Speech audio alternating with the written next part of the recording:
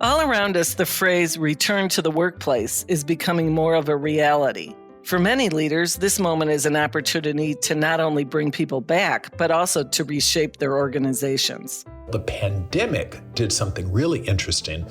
It forced us to have a conversation around the workplace. And so we are now thinking and rethinking, how do we think differently about the workplace of the future? That's Johnny C. Taylor Jr., President and Chief Executive Officer of SHRM, the Society for Human Resource Management. With more than 300,000 members in 165 countries, SHRM is the largest HR professional association in the world. It impacts the lives of 115 million workers every day. As a global leader on the future of employment, culture, and leadership, Johnny's a sought-after voice on all matters affecting work, workers, and the workplace. He's frequently asked to testify before Congress on critical workforce issues and authors the weekly USA Today column, Ask HR. Johnny is a member of the White House American Workforce Policy Advisory Board, and he chairs the President's Advisory Board on Historically Black Colleges and Universities. Among his many accolades is being named the 2021 Professional Society CEO of the Year by online magazine CEO Update. Be clear about who you are, what your company's culture is, and be very honest with people on the front end. Some people, some prospective employee may say, well, I don't like that. Well, then he or she shouldn't work here. I'm Maril McDonald, and my passion is helping people and organizations navigate the human struggle of change. I believe that when we relinquish control, we open up amazing new possibilities. This podcast, Let Go and Lead, is about what happens when we loosen the reins. In it, I speak with business leaders, academics, and creative thinkers to hear about their career and life journeys and to gather what they've learned about change, transformation, and creativity along the way. And now, Johnny C. Taylor Jr.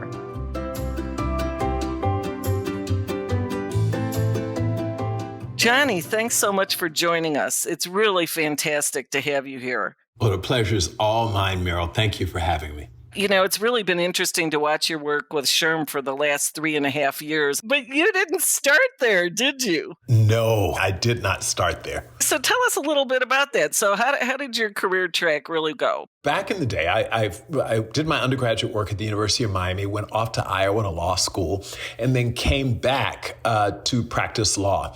I had the unusual opportunity of getting picked up by one of my then prospective clients called Blockbuster to come in-house as a labor and employment lawyer. And that's how I really began to understand HR. I was obviously practicing in labor and employment, but so much of my work was reactive. But I could really, really be helpful if the organization, if I could be on the front end of this to prevent some of these disputes. And thus my real interest in human resources as a professional pursuit. It's always so interesting to really think about the whole employee experience. And one of the things we've always been interested in is how leaders really design the company you want to become and how you create a really incredible employee experience. And, you know, we've seen such an interesting example of that over this last year with COVID. And I'd be curious really to hear about your thoughts about the future of work, of which, of course, you're quite a thought leader and expert. And then what has COVID changed in your thinking? Well, so I'm going to first tackle the future of work. And at SHRM, we refer to work, worker, and the workplace. And those are really three distinctly different ideas. Work being, what is work going forward? You know, in the past, it was very clear. You're an employee if you work 37 and a half hours or more. Fast forward, is work now being done by people other than the traditional employee? Is the Uber driver, who technically is not an employee, though still doing work? Well, of course he or she is. So just the new definition of work and who is doing it. And related to that is, what is a worker? If you think about the Fair Labor Standards Act, which set up the definition of an employee, that was the 1930s. And so fast forward, a lot has changed and we've not kept up with it. So the future of work and what a worker is something we've been rambling toward trying to sort out. Well, the pandemic did something really interesting. it forced us to have a conversation around the workplace, right?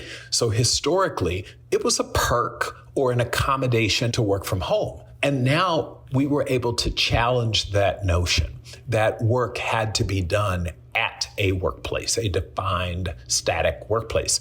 And so we are now thinking and rethinking, how do we think differently about the workplace of the future? 2 years ago, there was all the talk about open air workplaces and taking down cubicle walls, and we would have people, right? Because all of a sudden COVID comes and you're like, that was a bad idea. Maybe we do want people to control contagions. You wanted separation and people can concentrate. So there's just a lot that has gone on as a result of COVID. And one other thing that I have to, bring in is more than just that, but the laws around work, the policies around the workplace. So we've always said there's the Family and Medical Leave Act, but the problem is it's unpaid. A person historically could wake up in the morning not feeling well. And technically, they could call their employer and say, I'm not coming. But the employer would say, I'm not going to pay you. And because most people can't afford not to be paid, they drag themselves into work. Well, we now had to revisit this whole notion of unpaid leave. It was actually to our advantage as an employer to pay you to stay home if you were sick. All of these things are what the pandemic has done and forced us to rethink worker in the workplace. Right. We're seeing a lot of our clients as they're going to a more hybrid workspace. We've been working with them on policies and procedures. And I would imagine SHRM has incredible resources on this. What concerns me is that we're sort of getting ahead of ourselves in making these decisions. So as opposed to companies stopping first and saying, who are we? What do we want to be? What is our culture? How do things get done around here? They are instead saying, let's decide what our new policies and procedures are going to be before asking those seminal questions. So I think at its core, as I talk with business leaders and other HR leaders, I often say, you've got to spend some time deciding, what do you want to be? You talk about vision. What's your vision for the employment experience here? And here's the deal. No one's right and no one's wrong, as long as they have been very clear about why they have decided this is the work experience, the employment experience we want to provide. I'm curious because a lot of statistics are getting quoted around a high number of leaders wanting people back to work, but a very large number of employees not wanting to go back. There's no question that on balance, employees, now there are, when you break it down, the demographic, older workers versus younger workers, generational differences, gender differences, employees would prefer on balance work remotely. Employees would also prefer a lot of things that businesses aren't going to allow. Like what? Let's hear that. Like, I want to make more money. I want to make unlimited money. I want to not have a supervisor. I'd like a flat organization. I want to, instead of paying into a pension plan or a 401k plan, I'd like you to put all that money and pay off my student loans. Businesses have to listen to their employees and hear their perspective, but you don't always have to make the decision that is most popular, because you've got to take into consideration as a leader your various stakeholders, external stakeholders, the stock market, the investors, and it's not simply what do the employees say they want. So now back to the question you posed. So employees are saying, no, here's the deal. And I've advised a lot of CEOs, Fortune 100 companies, be clear about who you are, what your company's culture is, what your vision is for the workplace. And you'll be attractive to some people and others you won't. And those employees will have to decide, do they want to work here or not? So the most important thing for you to do is be very clear, communicate it, be thoughtful, decide what you are, and be very honest with people on the front end. Some people, some prospective employee may say, well, I don't like that. Well, then he or she shouldn't work here. What we're really talking about here is the whole employee value proposition, right? Yes. In your view, what are the most critical elements of a company to consider as they're crafting one? Number one is culture, and a true articulation of your culture, not the culture that you aspire to be, right? There's something to be said for, we hope to one day be this way, but a true articulation of what it means to work in this place.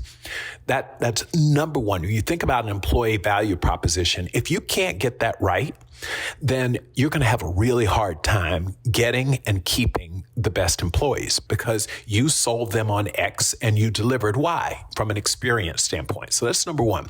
Number two is about culture.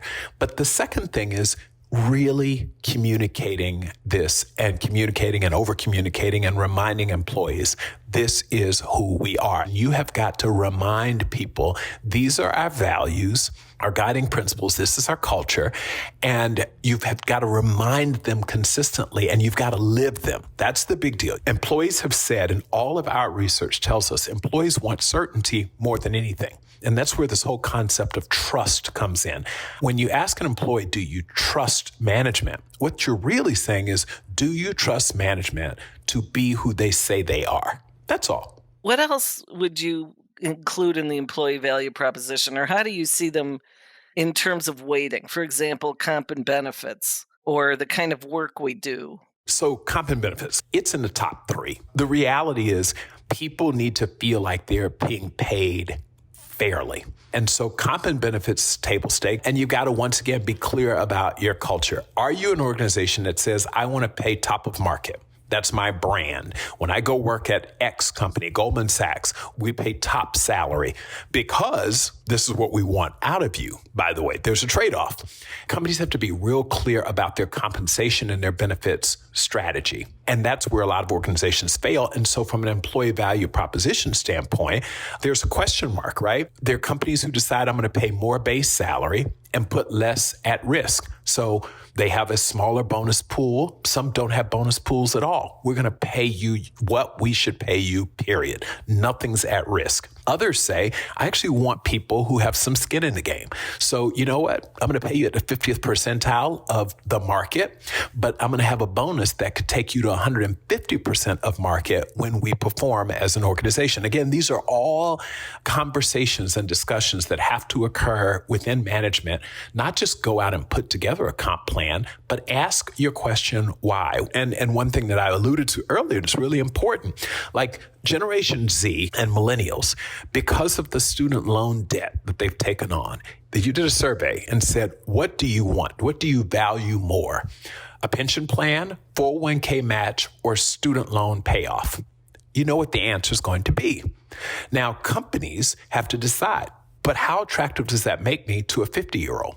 Not as attractive, right? And you need this diverse workforce, multi-generational workforce. How do you manage all of that and make sure that everyone gets what they want? So comp and benefits goes a long way toward this broader discussion around employee value proposition. What we know is that people will go work at a nonprofit. This is my second one around purpose and fulfillment.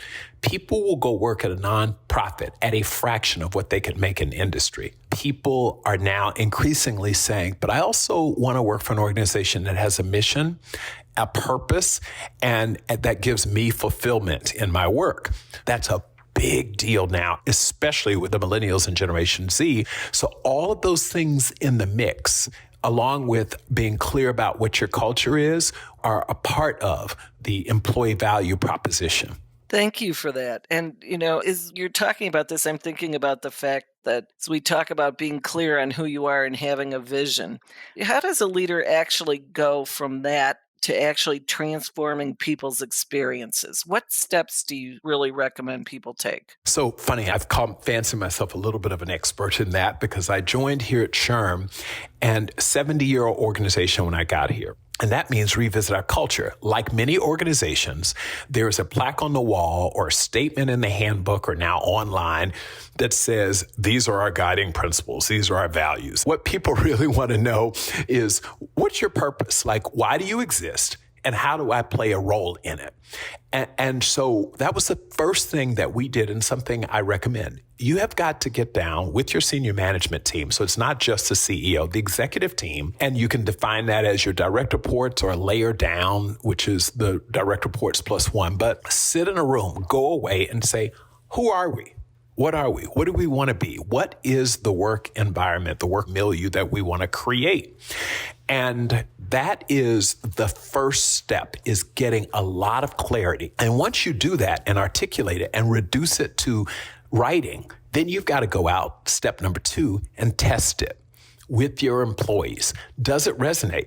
You go take it to your employee population, they say, not so much. And so there's a little bit of a back and forth in stage 1 and stage 2 to ensure that this is the right spot. After you've done that, the third step is to put together a really, really comprehensive communication plan, one that involves all sorts of things, actually sitting down with employees, telling them, making clear this is who we're going to be, and basically getting commitment. A commitment on your side as senior management that this is who we are, this certainty that you want as an employer, as an employee, you can hold us accountable. People don't judge you by what you say, they judge you by what you do. Your employees are going to watch to see. If you say we're an organization that values diversity and inclusion and diverse perspectives, then guess what? You've got to do that. So what happens when an employee says, I feel I'm a Trump supporter, and another employee says, well, wait a minute, that's ridiculous. I'm not a Trump supporter. Your employees are going to watch you to say, do you really, or is this just lip service? Are you authentically delivering on the employee value proposition? That's where the rubber will meet the road. Let's take that example of diversity, for example, and play that out a little bit. So in the environment, how do we live it? When there is friction, what is leadership's role in that? The leader has to say, we expect there to be friction, right? For me not to, I tell people all the time, diversity is easy. Inclusion is difficult, right? Taking a diverse population of people and putting them in the room and making everyone get along is really hard work, and making sure that every one of them feels safe. And safety isn't a one-way concept, it's a every-way concept, right? So the number one thing that we really emphasize on Take a Diversity is, you've got to mean diversity. You've got to show diversity, true diverse thought, perspective, race, gender, in addition to everything. And employees are watching you to see if you mean what you say. Employees say, if you tell me you value diversity, then I better see that. Or otherwise, you've not delivered on the employee value proposition. You've breached the social contract. So, Johnny, from your standpoint, what are the biggest trends that are going to reshape our workplace? So it's like, name them, right? There are 100 of them, right? So number one is remote work. And we've talked about that, how and where people will work. I think where we've ended up is hybrid. The number one trend is, I don't know that we will abandon the 5-day work week, but the 5-day in the office work week is quickly going the way of the past. So the hybrid will depend on the organization, but that is absolutely one of the biggest trends that we are seeing. Secondly, is this trend around the need for employees to feel fulfilled and want that fulfillment in their work, the need for employees to work for purpose, to be clear about their purpose and the mission of the organization and their role in that. A third trend, though, and it's kind of related to it, is we're seeing a lot of employee activism, and we're wrestling with that as leaders. In times past, collective behavior in the form of unions were really the way that employees really showed you their concern. Now, one or two employees will go online and create the message and the narrative and say what they think about their employer. And then the final one, there are a whole bunch, but diversity, equity, and inclusion. This is not just George Floyd, although the George Floyd murder was a moment, racial reckoning, but I saw over 20 years, I've seen us migrate. First, it was diversity 20 years ago. And then 10 years ago, we added inclusion. And then about 3-4 years ago, we really started talking about equity, particularly gender pay equity, and now racial pay equity. And so this DE&I, that's not going away. And it's partly because of the demographics of our country. When you look at the K through 12 public school systems in America, they're majority minority. So your future workforce is going to be more diverse. And as a result, you've got to focus on inclusion and equity if you plan to have workplace peace with your employees. So those are the big trends that we're seeing. Where does justice fit in the DE&I calculation? So that's, oh gosh, you're talking a hornet's nest, right? CEOs are trying to figure out that. Right. Okay. Many of my clients are. That's why I'm asking. Yeah, it is because in the past, what we would say, and I'm going to use George Floyd as an example, even and I'm an African-American man, right? May 25th was George Floyd's killing, right? So I thought that's a social justice issue. That is a law enforcement issue. I have a diverse workforce. I am promoting diverse people. We have an inclusive environment. Well, 2-3 weeks into it, it actually began to show up at work. And I'll be honest, for a while, it was like, that's not it. I'm focused on HR. I'm focused on elevating HR, our purpose. Well, employees pushed back and said, no, we actually demand that you have a point of view and that I want to work for a place that has a point of view. Well, let me tell you, Maril, then companies ran out and began stepping up and having a point of view. But here we are seeing companies be dragged into the Georgia new voting law issue. And CEOs have a fatigue now because they're like, I don't know how to make everyone happy. I think you're going to see more and more from a trend standpoint. CEOs are going to say, you know what? We're just not going to do that. You have the right. I want to create an environment, a culture within our organization where you can voice your opinion on social justice issues. But we are not going to engage in that because we have a product, a service, a business to run. And my job is to create a great workplace for you. Well, this is something I've just been thinking about lately. Is we talk about equity, and equity in many cases relates to fairness, which relates to justice. So this issue of justice and equity, and there are all sorts of terms that we've ended up, they're conflating into this fundamental sense of fairness. And organizations are wrestling with this issue, even the distinction between the term equal and equality and equity, right? Right. And that's a real issue in the workplace. Just because the employee sitting next to you makes X doesn't mean you should make X. Because equal means this is simple. They make $10 an hour, you make $10 an hour. But if that person brings a unique skill set, is more productive, is more X, then the equitable answer is different than the equal answer. Right? And that's what we are all trying to work throughout the workplace is this nuance. These are nuanced terms that have all begun to just get conflated. And we're trying to dissect them and explain to employees that you will have equal opportunity, but your pay will be based on equity. You actually have to pause and explain that, which again goes back to employers having a responsibility to communicate very clearly some nuanced ideas that in the past we haven't really had to focus on. And what I think is so interesting about this is that, of course, there's many aspects of work that are difficult to measure, which makes a decision of how well someone's doing their job somewhat subjective. Do you have any thoughts on how to make that more measurable? This notion that anytime you judge talent, it's inherently a little subjective. There are rare circumstances where you can actually take a race. Someone wins in 4 seconds and someone loses in 3 seconds. You can measure them.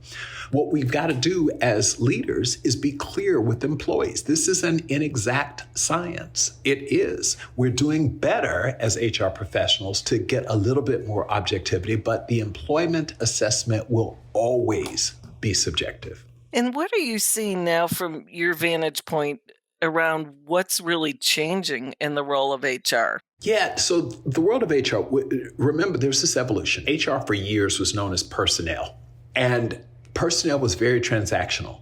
Pay me, make sure my benefits work, those very transactional type processes. And that still is a component of HR. But in addition to the more personnel functions, there are now these higher level. We need to literally develop people as leaders. We've got to reskill a workforce. Now, we know that 5 years from now, many estimate 70-80% of the jobs that exist right now won't exist or will be so different that you have really got to reskill yourself every 5 to 7 years. And that requires that HR, if you want to hold on to employees, if you think about the employee life cycle, you've really got to be focused now on learning and development for all of your employees to make sure that they have shelf life after 5 years. The other thing that HR is really doing is helping organizations get really clear about culture. We are increasingly the nurturers, the keepers of culture. Now HR is being asked by leadership to say, if this is what it means to work here, we've got to make sure that that transcends throughout the organization. And when you say culture, that impacts pay, that impacts promotions, that impacts all of that. But we have really taken on a much more strategic role because organizations in a knowledge-based economy, no, you've got to find and keep the best talent. So as we think about the concept of leaders really being able to let go and lead, what do you believe they need to let go of? A couple of things. One, their preconceived notions of the way the world works. Because however it worked 10 years ago, it likely doesn't work now. In fact, post-pandemic, whatever your worldview was, your assessment of how things got done pre-pandemic just a year ago has changed. So you've got to let that go as a leader. And that is hard because think about it. You are a leader because you have been successful. And by definition, if you've been successful, then you don't have a real reason to change direction. It has worked in the past for you. So I encourage leaders a lot to really revisit where we are now and let go any of the preconceived notions you have about how people think, how they operate, what they want.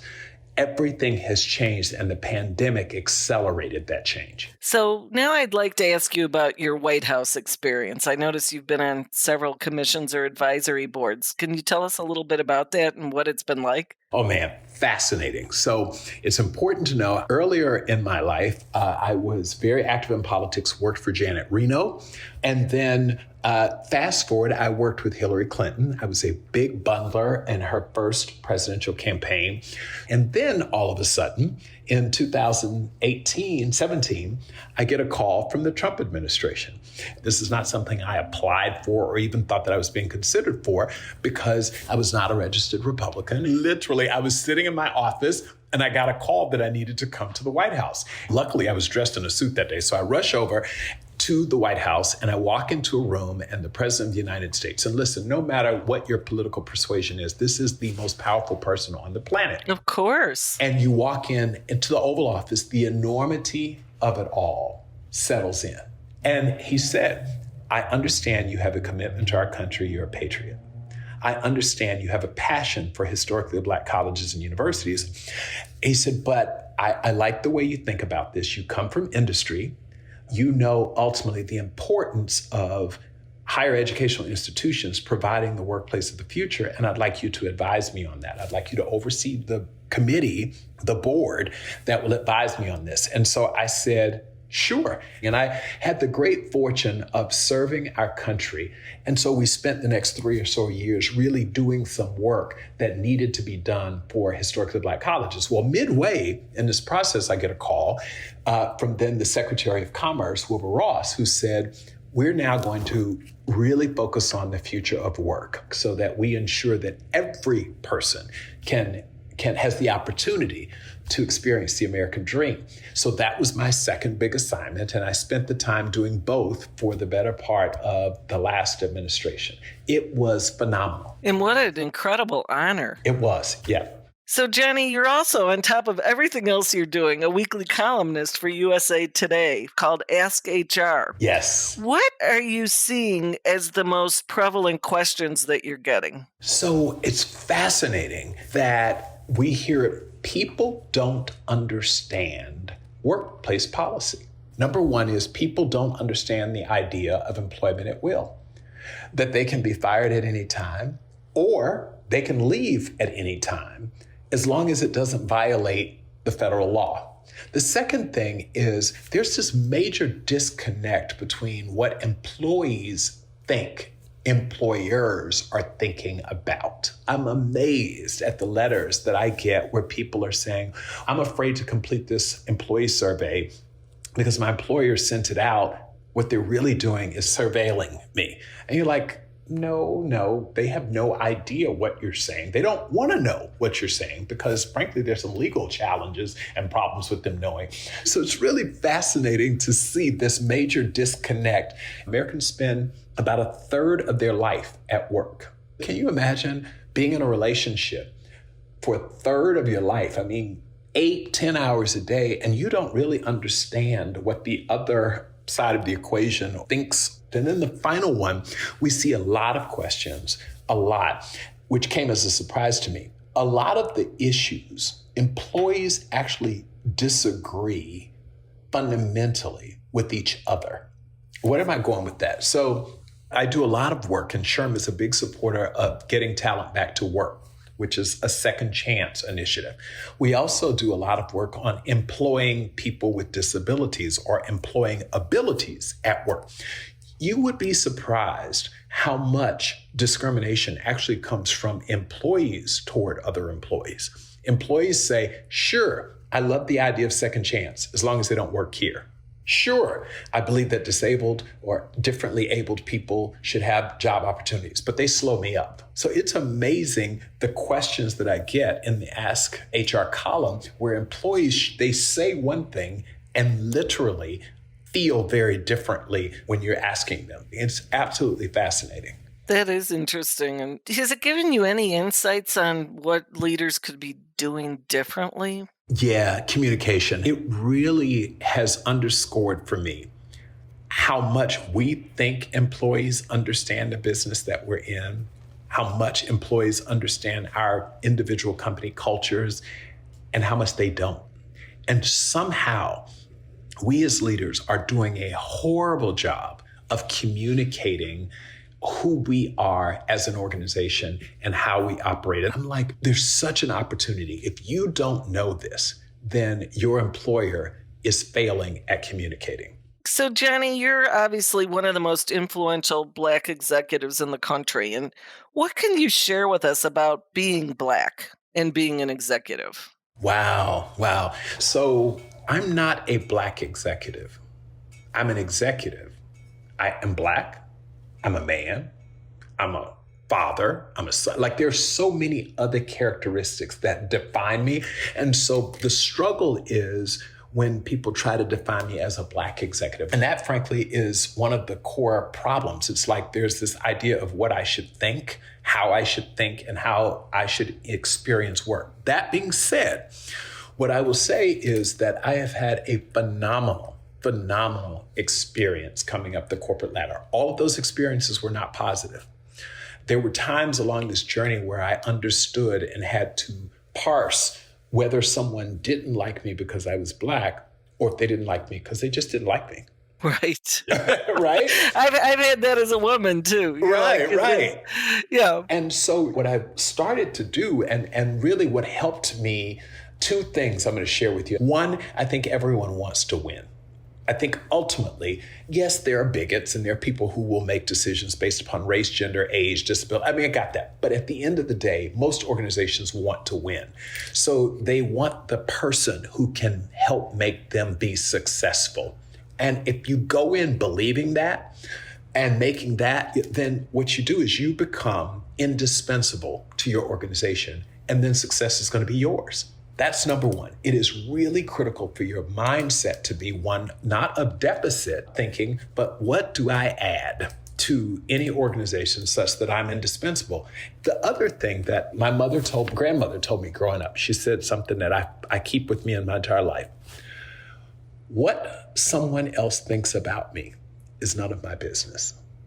And that really has helped me as a Black executive coming up through corporate America is I've got to do what I do really, really well. But if you allow people's impression of you to dictate how you see yourself and how you show up, then you fail and they win. So as a Black executive, I've had an amazing experience. I mean, I am the American dream. Neither of my parents are college educated. In fact, my parents didn't finish high school. And to think that I've had and enjoyed the success and the quality of life that I have is unbelievable. I have a very, very optimistic worldview of my life. I love being an executive. I love being Black. I love being a dad. I love being all of these things. And so that's how I see the world. Well, your joy and passion comes through in everything you do, and I'm just so grateful to have had you as a guest. Thank you so much for this. Well, thank you. The pleasure's been mine. I love the way Johnny connects very broad shifts in our society to the experiences we have inside our own organizations. Let's recap a few key learnings. For starters, the HR function has evolved into a strategic thought partner for leadership. HR today plays a key role in training and developing the entire workforce for new jobs to keep pace with our changing world. They also ensure that the organization's culture and employee experience are aligned to deliver on the company's external-facing brand. Second, we learned that SHRM and its 300,000 members worldwide is seeing several key trends every leader should keep in mind. Trend 1, the 5-day in-office work week is quickly going the way of the past. It's being replaced by a hybrid model of remote and on-site days. Trend 2. More and more employees say they want to feel fulfilled in their work. They want to work for a purpose, to be clear about that purpose, and to be aligned with the mission of the organization and their role. Trend 3. Employee activism is here to stay, SHRM has found. Employers should expect questions that employees raise publicly about the organization's values. Questions that might impact a business's offerings or relationships. Trend 4, diversity, equity, and inclusion. Looking at the K through 12 demographics of this country, it's clear that our future workforce is going to be more diverse. And as a result, Johnny says we must focus on inclusion and equity to be ready not only for current employees, but our future colleagues as well. Third, leaders must design a culture that is a true articulation of what it means to work in their organization. As you work toward an ideal culture, make sure it's rooted in the ways work actually gets done in your company. Codifying your culture is an extensive process that requires input from the entire leadership team, as well as employee testing to make sure the resulting work resonates. That process can lead to your employee value proposition, or your EVP. Fourth, communication begets accountability. When you share the employee value proposition, Johnny says, what you are really communicating is that you can hold each other accountable for what happens inside your organization. Lastly, Johnny reminded us to let go of our preconceived notions of how the world works, because the world has changed. This ask might be hard for leaders, but we owe it to ourselves to re-examine our worldview. Thanks again, Johnny, for this truly dynamic conversation, and thanks to all our listeners. Until next time, this is Let Go and Lead.